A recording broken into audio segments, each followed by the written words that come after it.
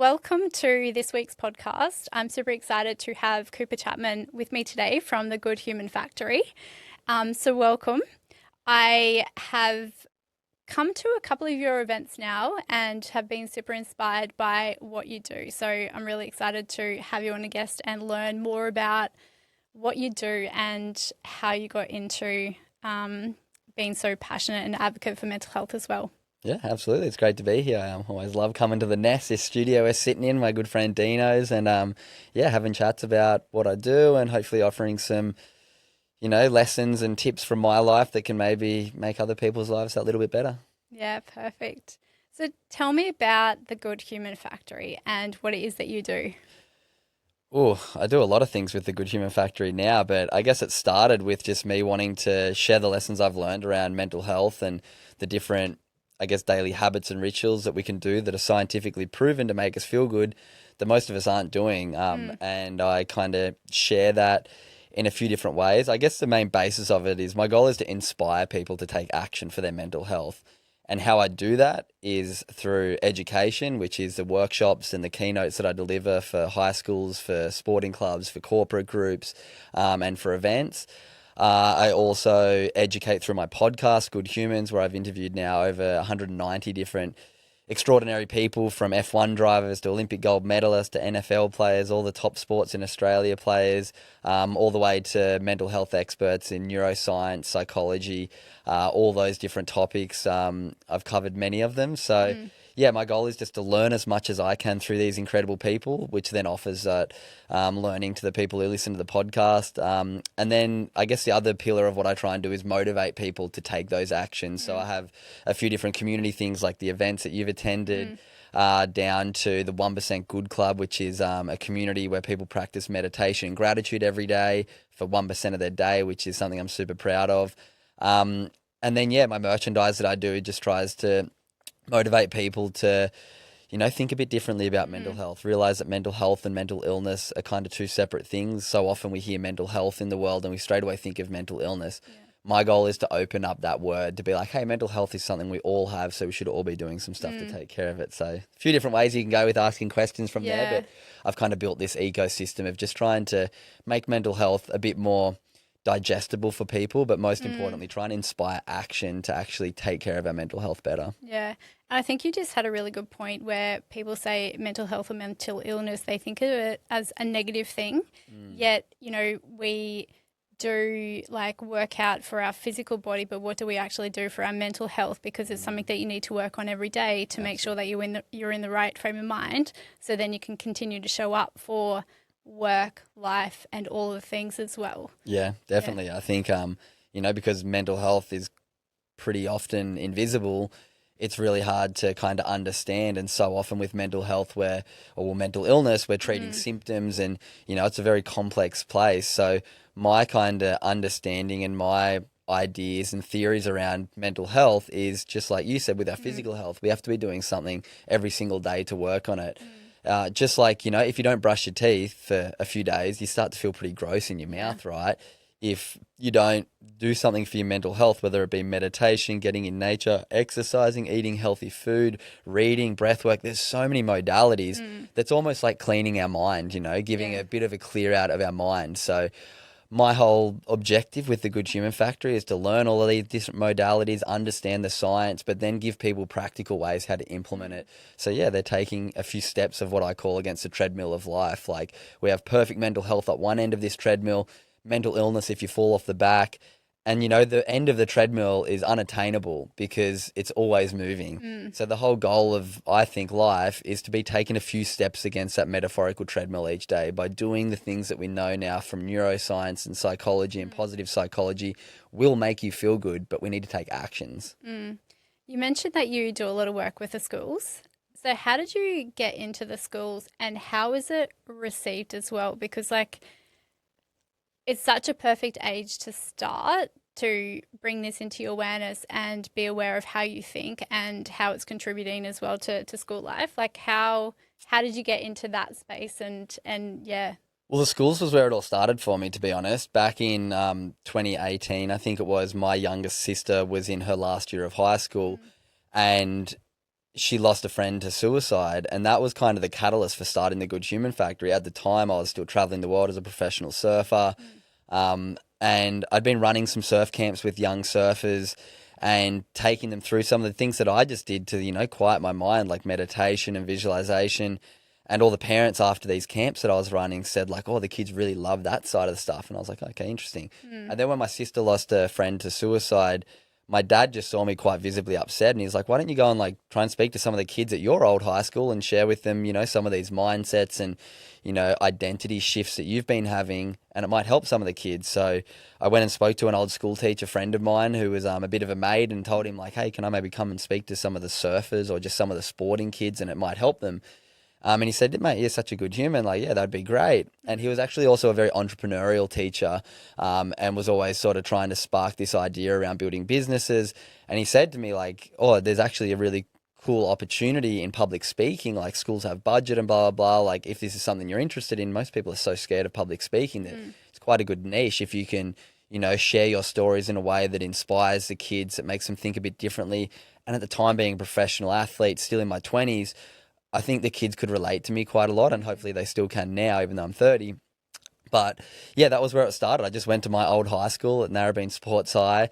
My mate said, go, spend this school holidays. It was right before Christmas. And he said, go spend a few weeks and develop a workshop, and then come in and you can practice on the kids. So yeah, that was in 2019. I think I only did like one workshop that year. Like at the time I was working full time as a tradie in between my surf contest to fund my career. So I was kind of juggling like Good Human Factory, which at the time wasn't really anything, my surfing and my work to try and fund my surfing. So it was a very small sort of endeavor at the start. But my goal was just to like share lessons that maybe it might help one or two kids. And I learned pretty quickly that, hey, the kids relate to this stuff and are starting to enjoy it. And then, yeah, it kind of progressed to building a little bit of credibility, slowly but surely. And then COVID hit in 2020. So I'd done probably like 4 workshops in pub, like with groups at schools before COVID hit, which then just sort of slowed everything down, which allowed me to really not pivot, but really grow my knowledge, launch the podcast, launch the merch, start the communities, and expand from just these workshops. But the workshops kind of always been the bottom of my funnel, the thing that I love doing, where I can get in front of students, I can, share lessons that I wish I heard when I was their age, and just plant that seed of living life through a bit of a different lens, through living a life of values. Yeah. So what are some of the lessons that you share with them that you've learnt along the way? Yeah, so the biggest thing that I really drill in is this idea of not basing your self-worth and your identity around your career and your achievements, but more around what your values are, how well you can live to those values. And it was a lesson that really changed my life. I felt like I was in a really deep victim mindset in my early 20s. I'd lost my sponsorship. I'd lost my support. I was ranked in the top 50 surfers in the world, but I had no sponsorship. I went from making $50,000 a year to nothing. So I went through this kind of stage where I felt like the world was against me. I went major victim mindset. I'd blame and just be like, this sucks. Like I should be getting more.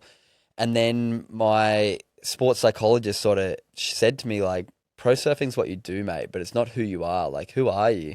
I was like, what do you mean? And he said, like, what are your personal values? Like, what's guiding you as a compass? And I was kind of, pretty swayed by external validation, by fear of judgment of others.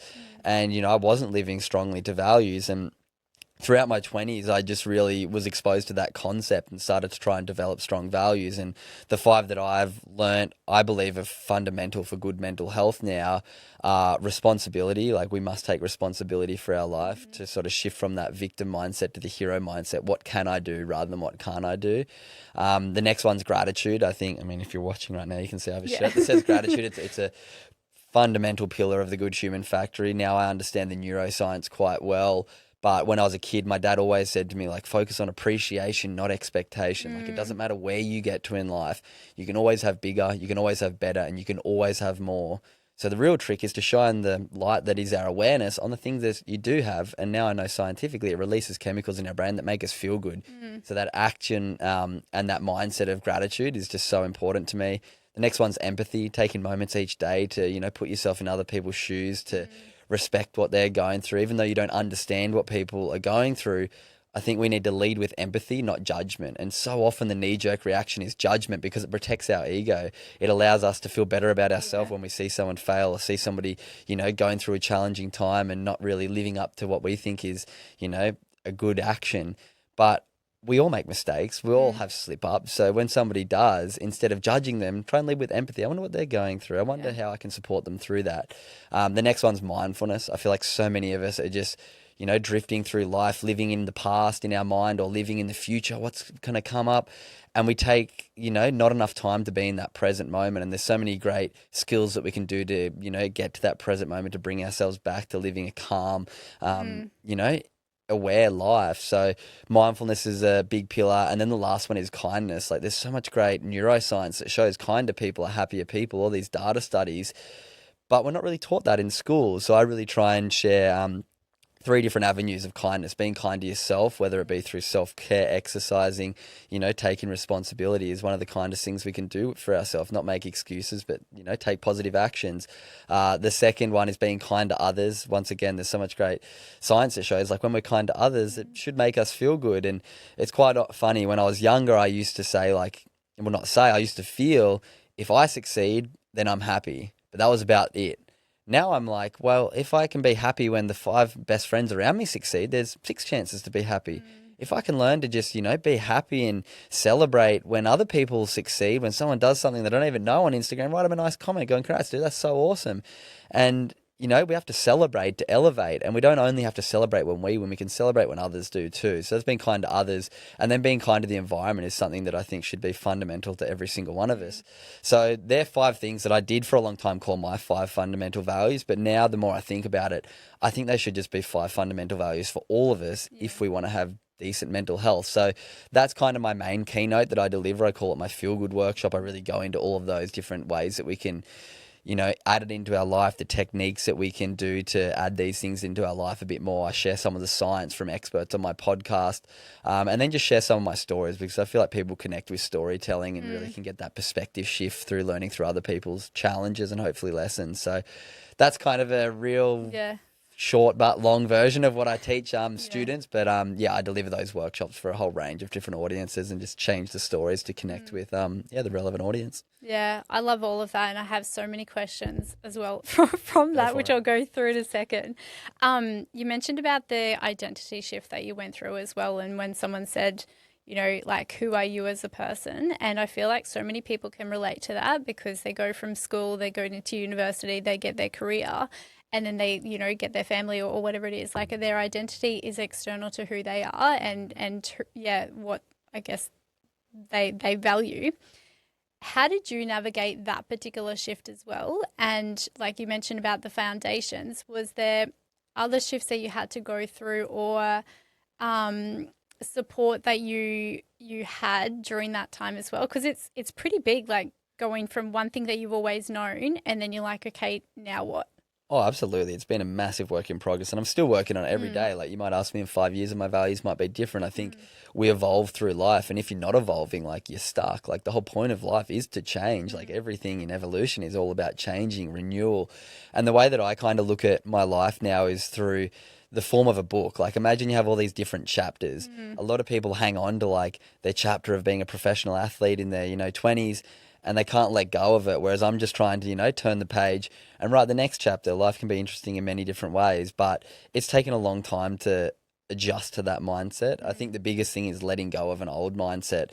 And I've been, quite fortunate to work alongside some great sports psychologists through my surfing career, which really helped my surfing, but I really took other parts out of it, to be mm, honest. I really tried to understand the things that could change me to live a happier and more fulfilled life. And one of the biggest things I began to do was sort of just read books or listen to podcasts or watch documentaries and try and sort of look for people who I really look up to and people who I admire mm, and go, what are like the things that they do, the actions that they partake in, the habits that they're practicing that I admire about them. And then I've just tried to emulate it in my own sort of perception and my own perspective into my own life. And, I think a big part of it comes back to self-reflection, sort of at the end of mm, each day going, okay, did my actions live up to those values that I said are mine? And every single day I miss many of things, you know, and if we're not reflecting, I don't think we can call ourselves out on that first and foremost, but also have the capacity to take on the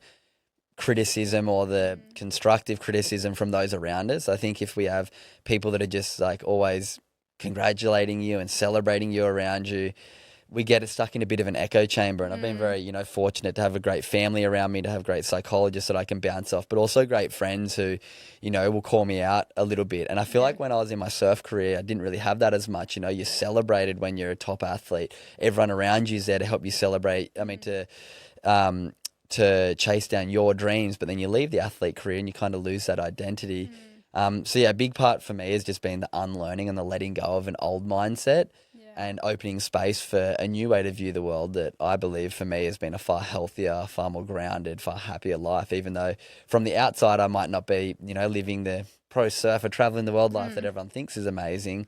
You know, I do have a great life now and have built a business that allows me some really exciting opportunities, but yeah, I think just letting go of an old mindset is something a lot of us find really difficult, but it takes time, it takes reflection, it takes work to, you know, move in a different direction. Yeah, I love that so much. And yeah, as you said, like it's part of life, right? If you want to move towards creating a particular identity for yourself, it requires you to let go of the old identity and step into the new one. And that can be hard sometimes because, you know, that also involves the environment, the people around you, the things that you were doing, the habits, like the discipline, everything like that, that goes along with it. Yeah. Which is a massive change. Yeah, absolutely. Yeah. And that's the thing. You have to learn that if you want to change, like things are going to have to change, which can be so difficult for people. But that's where my whole thing is like, you don't have to like change the world in like one go. Like the goal should just be to change your world. Like what are the little actions that you take each day that like, and another thing that I really talk about is this idea of like knowledge is knowing, but wisdom's actually doing. Most of us know a lot of the different healthy things that we should be doing. We have a pretty good understanding that we should eat like, you know, whole foods and nutritious food.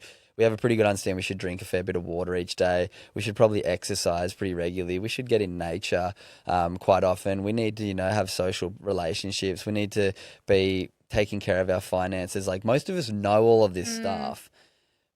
But the barrier is actually doing it. So my whole idea is just around this idea of small things each day. Yeah. It's not about massive things. My whole like theory is for mental health, we should give 1% of our 24-hour day to it, which is 14 minutes and 24 seconds.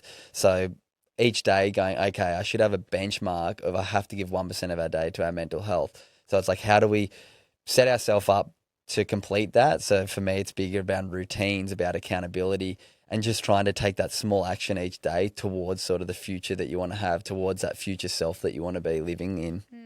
So with your 1%, can you talk through that in a little bit more detail about the 1% club and what is involved in the 14 minutes? Yeah, absolutely. So the concept I came up with was, it was funny. I was doing a meditation about 4 years ago now, and I was sitting there trying to, you know, quiet my mind. Absolutely couldn't quiet it like most of us do when we have a meditation experience. And I started thinking like, oh, I'm the gratitude and mindfulness and like teach all of these different skills in my workshops. But I knew deep down I wasn't doing it every single day. I felt like a bit of a fraud, an imposter. I was doing it regularly, but not every single day. And I knew the benefits. So I was like, in the middle of this meditation, I was like, surely we can give 1% of our day to our mental health. Seems pretty achievable. I think everyone listening can agree we should be able to do that. And I was like, I stopped my meditation like 5 minutes into a 10-minute meditation. I got my calculator out and I was like, what's 1% of a 24-hour day? So there's 1,440 minutes in a day. 14.4 minutes is 1%. 14.4 minutes is 14 minutes and 24 seconds. So I was like, well, what's two things that we can do each day that's good for our mental health? And through interviewing people, doing a lot of research in this space, I realized that a lot of people who were calm, present, looked you in the eyes, there with you, practice mindfulness, took time to sort of wind the volume down of all this noise every day and just calm their nervous system down, try and take themselves from that sympathetic that most of us are sitting in, that stress response, and move us to that parasympathetic and just let the body relax for a second. So I was like, okay, 10 minutes of meditation, pretty good base that we should do each morning. And then I also understand and love the neuroscience behind gratitude, like actually shining that light on the good things each day. It becomes a practice and we allow ourselves to, you know, just focus on the good things each day. It doesn't say you don't have bad things going on, but it's just shining the light on the good. And the neuroscience shows it's going to release chemicals to make you feel good. So the goal is to do 4 minutes of gratitude reflection at the end of your day, 10 minutes of meditation in the morning, and then there's 14 minutes for your mental health. great baseline. But then I was also like, you're 95% more likely to achieve a goal if you have an accountability buddy with you. So I was like, how can I build an accountability group around this meditation and gratitude? So on Instagram, I just posted on my story back, in 2021, like, if anyone wants the accountability to do meditation and gratitude every day, reply to this story and I'll add you into a group chat. And every morning I'll send you a link to a meditation to try that's 10 minutes. So you don't have to think about it. It's just like, yep, there's a message, click on it, meditation done. And every single night I'll write 3 things I'm grateful for on my Instagram story. I'll send that to the community, the group chat, and then everyone can just write 3 things they're grateful for in there. So they get a prompt, it's a reminder to do it. And then they see everybody else's, so you kind of get inspired and see what other people are up to. So that started 1,390 days ago as of recording this. And it started with like 20 people. It's now grown to over 2,000 people do it every single day. I think there's like 13 group chats. Now you can have 250 in a group chat on Instagram. So everyone builds these little satellite communities that have about 200 people in them. And they see everybody's gratitudes every day and they get the link in the morning. So yeah, it's been 4 years now. I think there's been close to like 800,000 gratitudes sent in from just strangers all around the world. And it's completely free. It always will be. It's just a free resource for my community to actually, take action. There's so much great mental health awareness. You can follow accounts that will give you the awareness and the stats around suicide and depression. But as I said, I want the Good Human Factory to be about action. So if you're listening right now and you're like, you know what, I want to take action 1% of my day for my mental health, all you have to do is send at the Good Human Factory a direct message on Instagram saying, I want to join the club. And you'll get added into this free community. If you don't like it, you can leave whenever you want. There's no judgment at all. But yeah, I've just seen such profound evidence from so many people. Like literally, I've got some members that have been there for 4 years and haven't missed a day. They've done like 1,300 days in a row like me.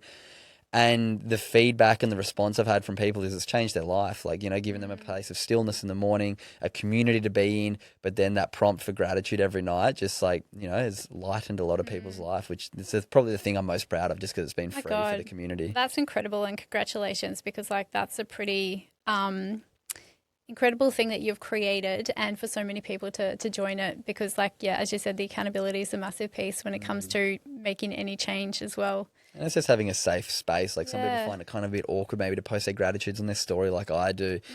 But I do that to lead the community and then everyone is just in their own small community. And you see all these like, after like a week, you start to recognize the same name typing in and you read their gratitude. So you start to learn people's lives. Like for instance, one of our members who's quite active had a kid a few days ago and you had like 60 people going, congratulations, mate. It's so good. Strangers all around the world that have learnt who their community is and you start to support each other through the tough times, the easy times and give advice where you need to. So yeah, it's just this really supportive, like beautiful, like 13 communities that have formed now. Yeah, I love that.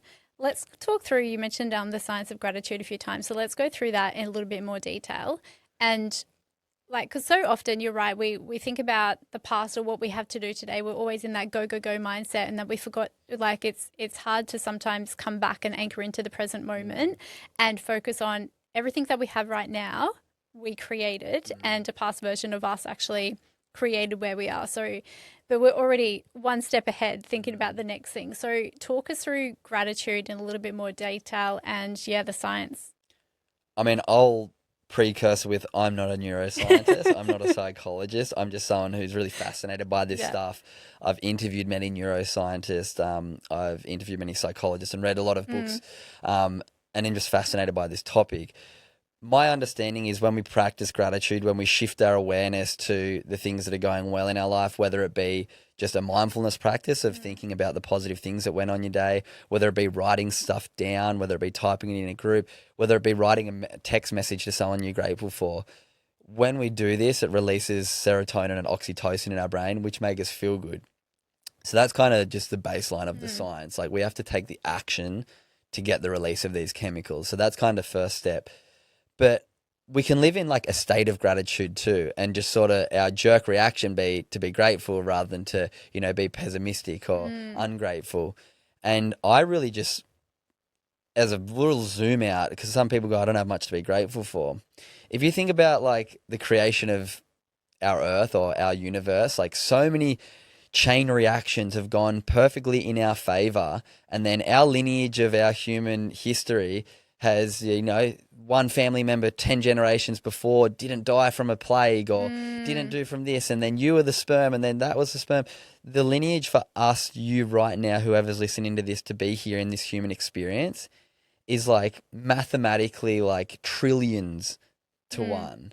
Like, so if you can't be grateful just for the opportunity that we have to live this conscious existence, like that should be the baseline, I think, for all of us.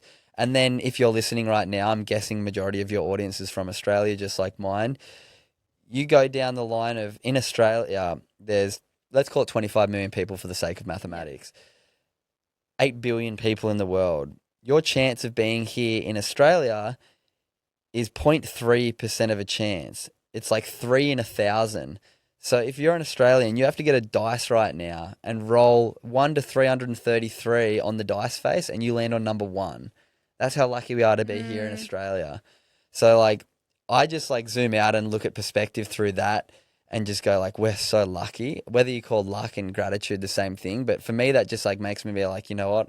I'm so grateful for this experience, this existence. Like, it's such a fluke that we're here getting to experience this at this point in time with the technology, with the advancements in health. Like, we have a chance to live for longer and healthier, happier lives than anyone ever in the human history. So if you can't be grateful for that, like, what can we be grateful for? But then obviously we live a reality that is our reality. We go through challenges. We have moments that we're ungrateful, that we, feel expectation. We don't feel grateful for the life that we're living. And that's okay. But gratitude's about, I think, shifting the perspective and shifting our light to the positive things a bit more often. And if we look at kind of the neuroscience of our thoughts and what's going through our head, it's kind of argued in neuroscience. Like, you hear Jay Shetty talk about it a bit around saying we have 60,000 thoughts a day, but you do that, it's like every 1.5 seconds we have a thought. So it's quite interesting. I've spoken to another neuroscientist, Nicole, who's been on my podcast a few times, and she says, let's go at the number of 6,000. They say between 6 and 60,000, but let's go to the low number of 6,000 thoughts a day. On average, around 75% of them are negative for humans, and 95% of them are usually repetitive, the same thoughts we thought yesterday. So if we have 75% of our thoughts running through our head are negative, like, I just don't think that's healthy. I think most of us would agree that. And I'm not saying we have to get down to 0% negative thoughts, like that's, Buddha enlightenment sort of stuff. Like, negative thoughts are there for safety. Yeah, we have bad days. We can't have good days if we don't have bad days. But my whole idea around gratitude and kindness and positivity is like, let's try and like wind that 75% dial down to 50%. Let's have the yin and the yang of life, like 50% negative thoughts, 50% positive. So if you feel like you're having more negative than positive, just try and catch yourself. Next time I suck at this, go, no, but I've done something pretty good this as well. Like, try and just like ping pong between the positive and the negative and just balance it out a little bit more. And we can do that through practice, through each day having a dedicated, all right, let's shine the light to the positive thing. And then the next day when you go through something challenging, you go, oh, but there's a positive too. So it's about creating the habits. It's about taking the action. And gratitude, through the practice of my community of each night, stopping to think, through the practice of, mindfulness and meditation, just shifting that light to the positive in your mind and just winding down that 75% negative thought down to like 50, 40, 30%, I think is just a really healthy way to live. So it's kind of a long-winded answer around just the science of gratitude, but I think it hopefully shows people like how lucky we are to be here as a real baseline. But then if you find that part of sort of it hard, going, okay, well, what are the positive things? Not saying you don't have negative things, we all do, but going, I just want to shine the light on it because I know the neuroscience is going to, make my life better. Yeah. And I think the power of the reframe is so important. So like, because as you said, we are going to have negative thoughts and moments throughout the day, but it's like, okay, well, how can I change that into the positive? So rather than I have to go do this, I'm like, I get to do this, or I'm choosing to do this as well. It's like those things, because everything in life is a choice and you're choosing what you're doing in every single moment. So it's like, okay, how can I change that? Or like if you're learning, like, oh, I can't do this. Yeah, but you're learning. It's a new skill. Like, you can't expect to just try something new and be amazing at it. It's like a process, and that beginner mindset as well. Yeah. Yeah, the choice thing is such an interesting one. And there's a great quote that I love from this. I think it's in the book. I haven't read the book, but I watched the movie. It's called The Peaceful Warrior. And there's this quote that says, be conscious of your choices and take responsibility for your actions. And I feel like not many of us are doing that. We just go through life unconsciously doing all these different things all day that we're not really consciously sort of checking in on those choices. And then very often as well, like we're not taking responsibility for actions. We're deflecting, we're blaming, we're playing the victim. And something I've been toying with in my head recently is this idea of like, if you kind of like have this imaginary future self and then you have yourself now, almost think of it like there's this like yes, no choice, or choice and positive choice, negative choice. And some of them are going to lead you towards the future person you want to be. And some of them are going to lead you somewhere that you don't necessarily want to be. And it's taking the moment each time you're making a choice going, is this what the future me would do that I want to be at? Or is this a decision that wouldn't? And it's very hard and subtle to do that each day, but it might be like the choice about what food you're going to eat, the choice about snoozing the alarm, the choice about, judging somebody or being kind to them, the choice of being empathetic towards someone's situation or criticizing them. Like we have these micro choices every day. And a lot of the times we're not living up to them. And that's where that self-reflection at the end of each day, I think, is really important to go, I was pretty unhappy with how I showed up in that situation. I yelled at my partner today when really that was just because I had a shitty day at work. I don't want to show up like that tomorrow. Okay, I've reflected on it. I might not make that choice tomorrow. But if we're unconsciously making that choice every single day consistently, that's when we start to, deteriorate relationships. We break down our physical health. We break down our mental health, our financial health. Like those small decisions compound to give us the life that we end up with. So are those decisions you're making about finances, about relationships, everything all adds up. And the way I kind of look at it is we have like this table in life, and I've kind of stolen this concept from a friend of mine, Chris Griffin, where our kind of dreams and goals are on top of this table. Yeah. But the four legs on the table are our physical health, our mental health, our financial health, and our social health. Yeah. If those legs are unstable and one of them falls out or two of them fall out, sometimes one can fall out and we can still stay balanced. But you lose two of those table legs and all your dreams and goals fall off. Like if your physical health is shot, it's a very long, way to get back to a healthy position, but you can still probably manage. But then your physical and mental health are gone, you're in trouble. Or your financial health and your social health is gone, you're in trouble. So it's about trying to really take the time to maintain each of those foundations if we want to, reach these big goals and have this beautiful future life. Yeah, it's so important. And as you said, like we're constantly moving either towards that future version or we're taking a step back. Like there's no such thing as staying put. Yeah. And so it's like every day, it's those little things. So is it moving you towards or away from your goals? And I think once you understand that, like it's actually a game changer. Like, getting up, setting your alarm and going to the gym. Well, I don't really feel like it, but you're not going to feel like doing everything, or you're not always going to feel motivated. It's just like, keeping that future version of you in mind when you are making those decisions. And the goal isn't perfection. Like that's where a lot of people get it wrong. The goal is progress. Yeah. The goal is taking a step against that treadmill every single day towards the unachievable perfect mental health. And you hear the kind of analogy of like it's not about all the sort of cliche of like it's not about the destination, it's about the journey. But it truly is. Like once you can fall in love with that life's about this book, that there's a new chapter each day, that's a new journey. How am I moving forward towards that future life rather than just standing on that treadmill thinking I know everything and then just going backwards towards, a life that you don't want to live.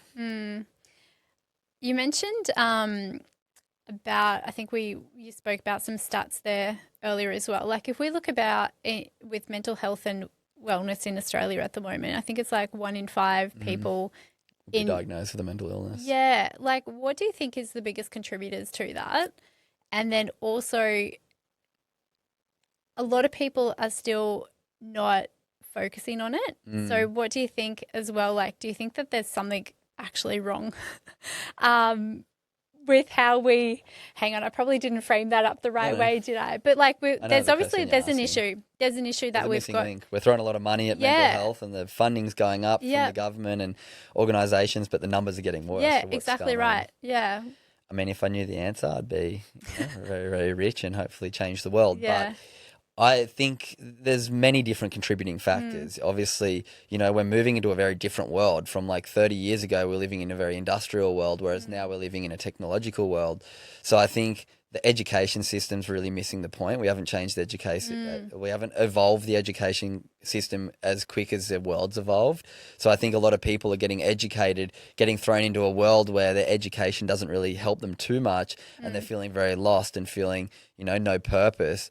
I think that's first and foremost a big part of it. That's why I'm so passionate about educating young people to look at the world through a different lens, hopefully adopt a perspective that maybe is a little bit different to the mainstream, because I struggled with, that mainstream mindset. And I know a lot of people do through Yeah, interviewing so many absolutely. people and really always talking to people about their high school experience.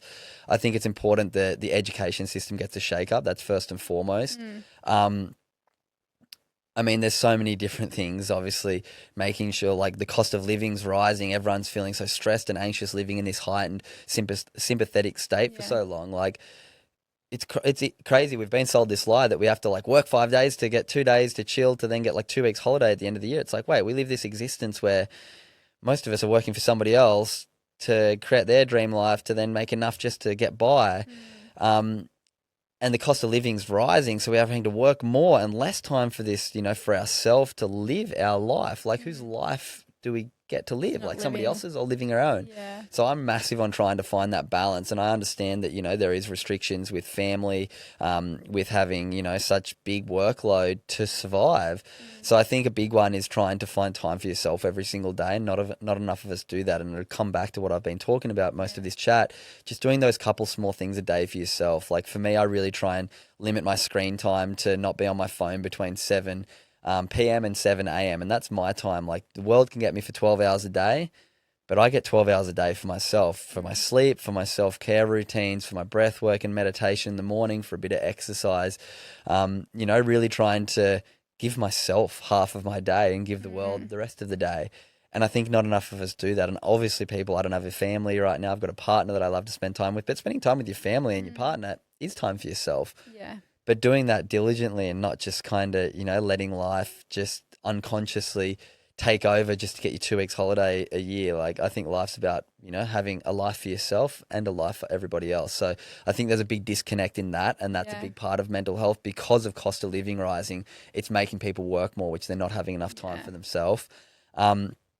So they're two just, I think, fundamental things is having that. And I think obviously as well now with social media, it can be used for a tool for good. It can be used for a tool for bad. But I think with the way the algorithm pushes, everyone sees the 0.1% highlight reel of people's lives, and we compare our whole life against people's 0.1%. Yeah. So we kind of just have this warped kind of perception of what life is. We see everybody's tiny highlight reel and compare our everyday life with their highlight reel. So I think trying to once again learn to let go of that and learn to see it for what it is, as hard as it is, because we're getting bloody good at faking it. Just realize no one's life's perfect. Yeah. The people who look like they have a good life are those, I mean, on social media, quite often are those who are lying, but those who really have a good life and a content life and a happy life, I believe, are people who live strong to their core values. They're not swayed by external validation. They're swayed by the opinion of those who are around them that love them, that, they deserve to give them advice. But if they're not someone who knows you, you shouldn't be taking advice from someone that, doesn't know you in and out. Or have the life that you want as well. Yeah, it's quite But often. you're right. Like social media is a massive contributor and people do compare themselves to that. And it's easy to do because you're like, oh, what are they doing? Like, how are they doing that? And you're like, well, you don't actually see what happens off screen. Exactly. And there's so much more to people than just what's on their social media as well. I think that's a really valid point. Yeah. I, around mental health and the workload as well. Like I mentioned, I just stepped outside of corporate. And, there is a huge mental health, in my opinion, because like workload's increasing, as you mentioned, overwhelm, stress, anxiety, which are all contributing factors in how you show up in all areas of your life. And I personally feel like even corporate space, like they're not doing enough and focusing on the right things to actually support their people. So then they support the company. Yeah. And a lot of companies have employee assistance programs, which I guess is talk therapy, which is a modality, and only 5% or something like that of people actually use it. So in my opinion, like in the work world, there's also massive issues that we need to address there because people are actually getting more stressed and more burnt out as well. Yeah. When you have a look, like when you go into corporate as well, like what do you focus on? Because is it similar tools with the schools and workshops? Yeah, definitely really similar stuff. It's really just trying to invoke that introspection and go like, oh, wait, if work's overwhelming me and blah, blah, blah, what am I doing for myself? And Yeah. quite often the answer is not much. So as we kind of just went on for a bit of a tangent, just then on this idea of finding that work-life balance, making sure you have time for yourself, which is, once again, being kind to yourself, being kind to others, which is being empathetic in situations, which is taking time to practice mindfulness each day, practice gratitude with your family, and, take responsibility when you're at work and something gets challenging, instead of blaming everyone, going, okay, what can I do? Taking a bit of agency back over your life is so important. So yeah, the workshops that I deliver for corporates have are definitely a bit of a spin different to the school ones. Obviously, a lot of the language is different, a few of the stories are different, but still this really same concept and theme of having, your personal values and having your career and your achievements, and not letting them kind of be swayed by each other. So yeah, the workshops that I run for corporates are always fun. I love getting to, walk into a room as a young male and kind of see a lot of eyes rolls, like, what's this guy going to teach me? But what I've found from my feedback, from working with companies like Red Bull, Amazon, Telstra, McDonald's, Westpac, is that it's quite relatable. It's not this big heavy mental illness talk. It's not this big, EAP, here's a number to call when you're struggling. It's almost like you're trying to catch someone out and you feel a bit anxious around that. It's about, okay, here's some tools that you can just take on by yourself, take it or leave it, but the science shows this will make you feel a little bit better. Here's some of my stories, here's the science, but also here's, some 1 or 2 minute little exercises that can take you on your way. And that's what I'll offer in my 1 hour workshop. I then have a 90-minute workshop, which goes a little bit deeper, where we do some practices that take a little bit longer around meditation and mindfulness and breathing. And then I'm now also this year offering a half-day workshop where we're really going to help people develop their 14-minute practice a day for their mental health and go a bit deeper into a few different modalities like breathwork, which I'm currently doing facilitator training in. Like just different things that can, change us from that sympathetic to parasympathetic, to lower our heart rate, to calm us, to allow us to be more present, which we know in the workplace allows us to be more productive, allows us to take less days off work. So it's it's an investment, but I think it's something like $8 billion a year is lost in the corporate space due to mental health, whether it be absenteeism and stuff ups at work, lower productivity. So investing in mental health education, investing in mental health training isn't necessarily mental health training. It's not trying to avoid people from having, depression and anxiety. Sure, it helps with that. But my whole idea is like, how do we get someone from a 5 out of a 10 up to a 7? Like, how do we get someone from a 7 up to a 10? And I got, I can't think of the word. I got reached out by a psychologist PR company a few days ago that's doing this new research. I can't remember the word. But there's all this new research that's about to come out in a few weeks around, there's a lot of people who don't have a mental illness, but are feeling just lost and stuck and in this kind of, let's call mental illness is 2 out of 10 and 1 out of 10, 20% of people. But there's so many sitting from a 3 to a 6 that kind of just aren't feeling much. They're just in this flat, nothingness space that I think that's going to be the next sort of, real big mental health issue. Is it's like not people that recognize with a mental illness, but it's people who just don't feel purpose, don't feel like they want to get up each morning, but don't identify, fully with a mental illness, but need help to get that spark back in life. And I'm hoping through these different exercises, skills really does invigorate that spark in people. I think that's such a great point, because like people are listening to this and go, oh yeah, I feel pretty happy. I've got the career, I've got this, I've got, I was going to say material things, right? But then deep down inside, they're like, I know that I'm meant for more, and I know that there's more to life than this, but there's nothing actually wrong. Do you know what I mean? And so that's a really good point, where it's like, oh, I feel happy and content, but am I happy with that life, or do I want to actually live an extraordinary life? And so it's like, how do I go from this to this? And then, it's actually focusing, okay, well, what are your personal values? Who are you behind the label of mum, dad, parents, like, partner, whatever it is, my job title, like, who are you? And then how do you actually start to work and grow that as an individual? Yeah. And then that generally opens up like, a more aligned workplace. If you are in a place that you don't feel like, inspired each day going in, like by living to these values, that attracts more of that into your life, and then it might, open up a whole new career path. So yeah, I think just taking time to be self-aware and reflect and check in with yourself is so important, and something that not many of us do. Yeah. and get out of the doing every day. Yeah, we're human beings, not human Yeah, doings. I love that so much. And that's a massive unlearning, I think, for a lot of people as well. It's actually, yeah, creating that space. You mentioned before that there's a few people that inspire you, you're inspired by. Like, who are your biggest inspirations in life at the moment? Oh, my biggest inspirations in life at the moment.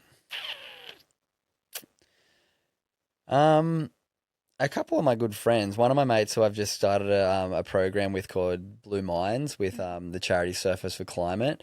Good Human Factory's partnered with, and we're teaching students sort of how to lower eco anxiety through some of my practices in mindfulness and breathing and gratitude, but then also how to take better care of the ocean because there's recent surveys from Origin, this survey company that shows 67% of young people have eco anxiety. They're kind of fearful of what's coming up in the future. So my friend Cal Glansnick is who I'm super inspired by. He's 24, might have just turned 25. Just got voted in as an independent councillor in Cronulla Shire Council, which is kind of amazing to see him sort of starting his journey into politics because he's just an absolute whiz. But he just loves the ocean so much. He's so passionate about the environment. He's so dedicated to making the world a better place. And he always says, like, I just think about what I say to my grandparents now, like, oh, why didn't you invest in Apple and this and like all Yeah. these different questions that we have for our grandparents. And he says, what questions are my grandchildren going to have for me? And he really thinks, and I definitely agree with him. They're going to say like, why didn't you do more to like protect our environment, to protect our ocean? Like with this ramp up of industrial revolution into technology revolution, we're seeing, the environment really go through some struggles and you can have your opinion around climate change, but there's certain things that I think are undisputable, which is like the amount of plastic that we're creating, the harmful chemicals that are in plastics that are coming from oil. Like there's some things that we can all agree upon we need to do better at when it comes to the environment. And unless we make the noise, we educate people, we're not going to see people change those choices that they make each day. So Cal is massive on that. It's great to partner with him and to be able to, educate young people and communities around the different actions that they can do on an individual level when it comes to taking better care of the ocean and our environment, on a community level, but then also hopefully inspire young people to innovate different solutions when it comes to, moving away from plastic, moving away from fossil fuels and becoming more sustainable, because if we want to live on this earth forever, more generations to come, we can't just keep stripping it of, the natural beauties that we have in order for, corporate gain. So big fan of what he's doing, super inspired by his work. And I'm inspired by my partner at the moment. She's such a beautiful human. She's moved over from Brazil to be with me. We're going through the journey of partnership visas and all that stuff right now. So she's had to, let go of her life in Brazil and her family over there to come and set up and be here with me. So I'm inspired by her to, lean into love and build, hopefully a beautiful life with me. Oh, I love that. It's great. What's one piece of advice that you would give your younger self? I mean, mate, it depends how young, but I think just really try and lean into living by values, as it's obviously a big core concept that I share. And to be honest, it was something that I was exposed to probably in my teen years, and you'd see things that you'd really aspire towards, but I just let that drive of external validation, that fear of other people's opinion, allow me to manipulate this image of myself to be what I thought people wanted, but in hindsight, it wasn't really the person I wanted to be. So I think the advice I'd give to my younger self is like, understand what your values are and let them guide your decisions, not your fear of rejection, your fear of others' opinions, and not your desire for external validation. Like learn to live by values and let that guide your decisions through life. As you mentioned, like you're in the spotlight at such a young age. Like, how did you handle that as well? I mean, don't get me wrong. I think I was a pretty good person and had some good morals and values, but I just, let some decisions be made in a way that I look back on now and I'm not super proud of. But I think all of us look back in our life, like if we didn't do that, we were not learning. So yeah, it was, I mean, it was great. I was traveling the world getting paid to surf with my friends for so long. But quite interestingly, like I was doing it with a mindset of like, oh, I should be getting more. This guy's getting paid more than me. Or like, why don't I get that support from a brand? And like now I look back in hindsight, I'm like, I was getting paid to ride a surfboard on waves in the ocean. and traveling the world with my friends. Like, I'd won in life. Like, Yeah. life was amazing. But the mindset I had, I wasn't living presently and living like I felt like I had an amazing life. I felt like I deserved and wanted more. Whereas the more that I really started to lean into this concept of gratitude and mindfulness and kindness, I started to be like, "Man, I'd lived the best life ever." And the last few years of my career, even though I had no support from sponsors and had to, make up $50,000 a year that I was making from sponsorship in working to get there and really squeeze every penny to make it work, I loved that part of my career because I was more grateful, because I was more grounded in my values. And, I really enjoyed that travel around the world because, I had different perspectives. So, yeah, it was awesome, but it did come with some unhealthy mindsets that I'm very grateful that I've learnt to adjust them. And don't get me wrong, I still struggle with, those values every day. Every day I try and reflect and have the sort of mindset, did I live with integrity? And normally every day there's 1, 2, 3, 5 actions that aren't to that. But I'm proud to say that I feel like I'm far more living to my values than I was back then. Yeah. And I think, like, as you said, as you go through life, they're going to change and evolve. And it's just about recognizing that within yourself and increasing your self awareness and your consciousness to actually move through life as well and pick up new tools and resources. Like, I'm always learning new stuff about myself. Always. And it's beautiful at the same time, right? Because you're just like, oh, hang on, you have like a penny drop moment, which is nice. Yeah, it's like if you think you know everything, like what a sad place to be. Like Yeah. you want to always be expanding. And I find it quite interesting. There's have you heard of hedonic adaptation? So hedonic adaptation is this kind of, not theory, I guess it's proven. I'm probably going to butcher this, but this idea that like life, we kind of have like our baseline, and then it's like you could win the lottery and you go up here in happiness, but even the people who win lottery end up back down here. And then someone might, have a partner that's committed suicide or died suddenly and they go way down here. But based on hedonic adaptation, we generally come back to this baseline. But I think we should throw that out and have this theory that a baseline shouldn't be like this. We should be growing through life. It should be like we're constantly learning and finding new things, and our baseline continually grows with our expanding of awareness, with our learning of new modalities, with our tool belt becoming grander, and our awareness of like, being able to let go of things, being able to not be, as distracted by things, being able to not be as affected by things, like our comfort zone expanding so much that things don't really put us off that adaptation sort of hedonic up and down. It's kind of like we're a lot more even, but it's always going up. We should be like expanding and growing through life, not just going through life. Yeah. And I think, like when you're younger, where you might not have had those tools and resources or the support that you needed, you can feel it so much more. Like when you hit rock bottom, like that's rock bottom. And Your then first relationship breakup. Yeah, exactly right. Where now, as you grow and that comfort zone stretches and you have more tools and resources as you go through a breakup, it's really shit. But you also know how to like handle it in such a different way, and it's faster to move through at the same time. So it's important to expand that comfort zone and sort of realize we're capable of so much more than we sort of box ourselves in on doing. Yeah, absolutely. What's one question that you were hoping I would ask today that I haven't?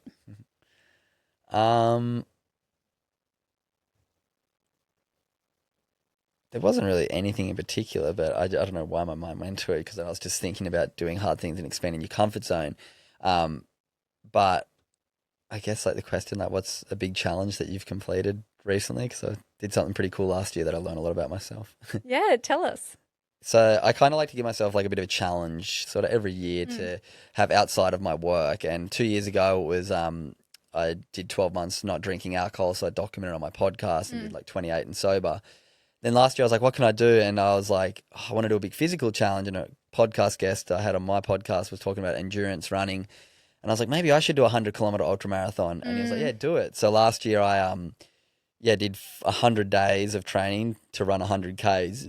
Sort of documented the whole journey on my podcast and got experts in running, in psychology, in mindset, nutrition, all these different aspects to help me sort of on this journey to, run a 100-kilometer ultra marathon. And why I'm bringing that up is this idea of setting yourself a goal, working towards it, achieving it, and then your comfort zone expands. Because like, I would have never thought I could run 100 kilometers. Like, I'm a surfer. I'm not an endurance runner by any means. I had run the Gold Coast Marathon also on a whim. I was like, I've been running a little bit. I'm just going to sign up for the On a marathon. whim. I Yeah. signed up to the marathon 2 days before and just went and did it. I hadn't trained once. And that was very painful and left my body very sore for a long time. So the 100K, I actually trained for it, but the goal was to show myself like you're capable physically of so much more. Like thinks they can run 100 kilometers, but I got it done in, the 17 hours, and it was a massive day, and I learned a lot about myself and my mindset. So often when our body wants to give up, we've got so much more in us, just like our mind. When our mind wants to give up and starts telling you like, why are you doing this? Like, what are you doing out here in the dark in the Blue Mountains? It's freezing cold. You're tired. You're hungry. You're sore. But then showing that you can get through it and get past it. So whether, there's that big conversation that you got to have with your partner that you've been putting off, or your boss, we will get through it. We are capable of, overcoming these challenging moments. And on the other side of it is usually a place of, oh, that wasn't so bad. Like, I got through it. It was really challenging, but I got through it. So yeah, I think hopefully the lesson in that is you're capable of so much more than you think, with a bit of hard work and training, or just stepping into that discomfort. You're going to, every moment you've gone through in life that you felt uncomfortable in, if you listen to this podcast, guess what? You've survived. Yeah. So leaning into that a little bit more, you're probably going to survive, and it's going to grow through it. And yeah, as you said, it's all the lessons along the way as well. Like last year I did the Gold Coast Half Marathon. It's not quite the ultra marathon, but yeah, and like it's the training is one thing, but then on the actual day it's the mindset that came into play. And I know like when I did it, my frame of mind that morning was not it. Hey, like I hated every single moment of it. And like now looking back, I'm like, I just still ran a half marathon, regardless of how I was feeling at the time and the struggle I was going through. I still completed a half marathon, which, for me, that was a big achievement. And a lot of people don't achieve that. So it's like, okay, well, I pushed myself through something and I did survive. Yeah. And then it taught me so many more lessons about myself and how I think and how I prepare as well. Yeah. And how like limiting our beliefs usually are. It was crazy. Yeah. What's your big goal then for this year? I'm writing a book at the moment. Are you? Yeah, so that's kind of my big goal for this year. It's a pretty big challenge. I got a book deal with Wiley Publishing towards the end of last year, and got given a 6-month time frame to write a 60,000 word book. I've got 2 months left, and I've written 15,000 words, so I've got a lot of writing still to do. I've just sort of been compiling my thoughts, and I've been a speaker for the last couple of years through my workshops, through my podcast, so I feel very confident expressing myself through speech, but writing is a whole different beast, and I've been finding my writing style and trying to collate all the ideas. A lot of the stuff we've spoken about today is kind of the first half of the book. The second half of the book is going to be all about these different healthy habits, skills, modalities that we can do that are scientifically proven to, make us feel good. And the book's going to be called The 1% Good Club, How 14 Minutes a Day Can Transform Your Mental Health. I love that. So yeah, it's going to be this journey really of basically a lot of the things we spoke about today, the values, how I came around to this way of thinking, the different lessons I learned along my journey, the science behind them. And then, building the Good Human Factory, some of the stories and evidence through hundreds of people I've connected with, millions of people now through the podcast as well, that have had a big impact. And then finishing with 10 different healthy habits and domains in life that are backed by science to improve your mental health. And then it'll finish with saying, now you've learnt all these skills, you've learnt the science, you've learnt how to integrate them in your life. You're now part of the 1% Good Club. You've read this book a little bit like Atomic Habits or the 5 a.m. Club.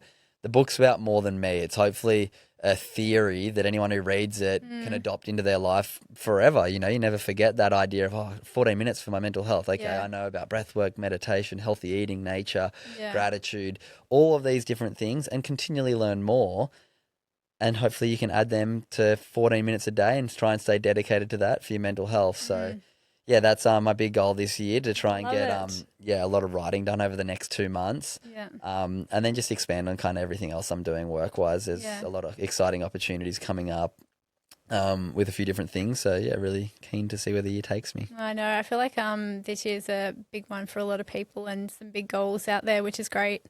Quarter of the century. So 2025, we'll see what it brings. Yeah, absolutely. Well, thank you so much for coming and having the conversation and conversations that count. I've really appreciated your insight and value that you've added today for listeners as well, and for them to implement into their daily life. And yeah, the 14 minutes, which I feel like, it's very achievable for a lot of people. So it's great. And I love what you're doing. Yeah, thank you so much. It's Yeah. been an absolute pleasure having a chat.